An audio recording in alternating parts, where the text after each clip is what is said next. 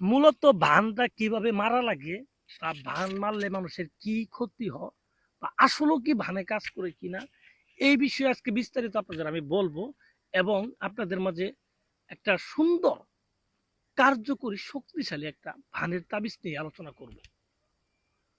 তো আজকে যে তাবিজটা নিয়ে আলোচনা করব এটা 100% একটা পরীক্ষিত ভানের তাবিজ। এটা অনেকেই করছে, আমি অনেকেরই দিছি, তারা নিজেরাও করে রেজাল্ট পাইছে। আমি তো এটা দিয়ে মনে হয় 20টা কাজ করছি। এই যে এর আগে বিদেশে একটা কাজ করলাম, এই বিদেশি কাজটা কিন্তু এই তাবিজ দিয়ে করলাম। তো আমি যারা বিদেশে কাজ করতে চান তারাও আমার এই তাবিজটা দিয়ে আপনি কাজ করবেন। তো যাই হোক, কথা বাড়াবো না, মূল কথায় আসি। ভান কি আসলে কাজ করে? হ্যাঁ, আসলেও কাজ করে, 100% কাজ করে। এগুলো আদি যুগ থেকে চলে যাচ্ছে, কিন্তু কথা হচ্ছে আপনার সঠিকভাবে করা লাগবে। সঠিকভাবে না করলে কিন্তু কখনোই হবে না। আপনি শুধু করলেন আর হয়ে গেল, বিষয়টা এরকম না।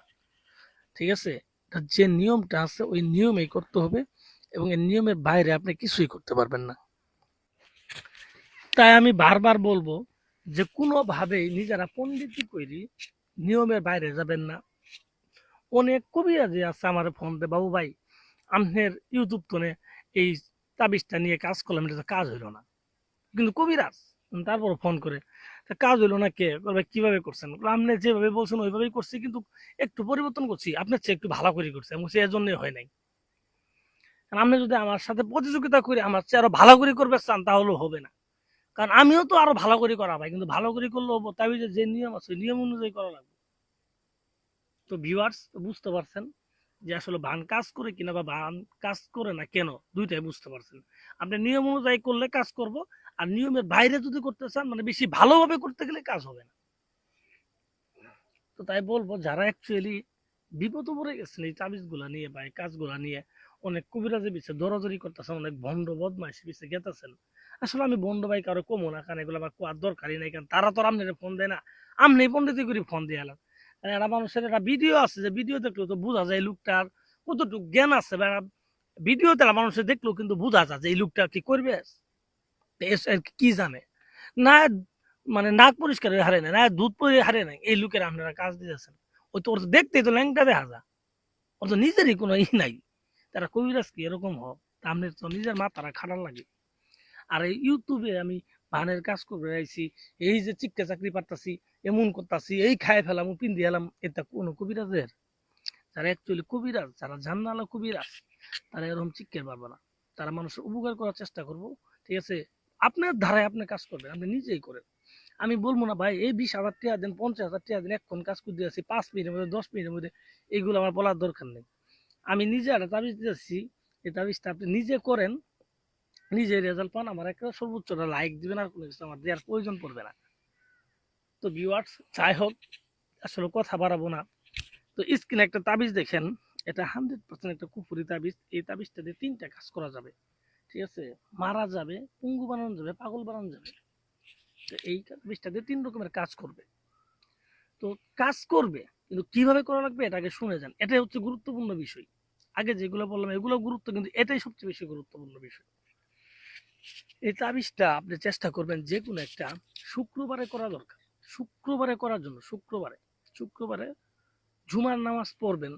জুমার নামাজ পরে কোনো খাওয়া দাওয়া করবেন না, উপোস থাকবেন। জুমার নামাজের আগে খাওয়া দাওয়া করবেন, কিন্তু জুমার নামাজের পরে কোনো খাওয়া দাওয়া করবেন না। না খেয়ে সন্ধ্যা বন্ধু উপোস থাকবেন, সন্ধ্যার পরে সূর্য চলে যাবেন শ্মশান ঘাটে। শ্মশান ঘাটের দক্ষিণ দিকের কোনায় যায় বসবেন, বসে দক্ষিণ দিকে কোনায় যায় বসে একটা আসন সাজাবেন, পশ্চিম মুখ মুখ করে, কালো কাপড় বিছায়া, সামনে আগরবাতি মোমবাতি এগুলা ধরাবেন। ধরায় এই তাবিজটা লেখা শুরু করবেন। এই তাবিজটা লিখবেন কিভাবে? এই তাবিজটা লিখবেন যাকে ভান্ডা মারতে চান তার ব্যবহার করা কাপড়ের মধ্যে। এখন বলতে পারেন বাবু ভাই কাপড় তো নাই, ওনার কাপড় তো নাই, উনি থাকে বিদেশে। ঠিক আছে, তো উনারা কিভাবে মারবো?